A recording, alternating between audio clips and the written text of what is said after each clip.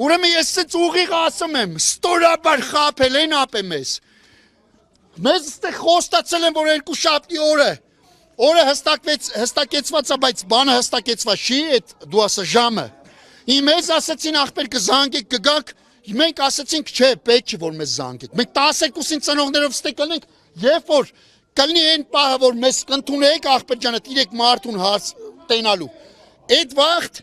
կգաք ստե ներքևը մեզի, կասեք մենք կհելենք վերև։ Հələ միտեղ էլ ասում են անձը հաստատող փաստաթղթեր բերեք, այսինքն դա այնքան մոտիկ էր ընդունելությանը, որ մենք սկի вообще կասկած չենք ունեցել։ Բայց թող էթան ապեմի մտածեն, որ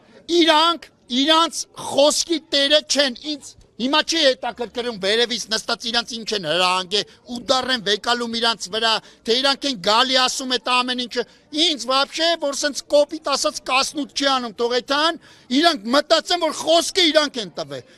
Ուրեմն իմ ծնողը իմ հերը լավ բառ էր ասում էր ապե քանի բառը բերանումը տա ինքնա քո գերին։ Հենց բերնիցդ հանեցիք դու ես իրա գերին։ Հիմա սրանք հանել են գերի են ընկել չեն կարող իրանց տղամարդկությունը պահեն։ Բա այդ ոնց ասեն, կարա խոսք եք տվե խոսքի տղեկ եղեք, կարա։ Իսկ ինչ մնում Արման Սարգսյանին տենալու, Արման Սարգսյանին չկա տենալու։ Բայց ներողություն Արման Սարգսյանը նաև միջգերատեսչական Արման Սարգսյանը вообще մեզ չի էլ հետաքրքրում քուր։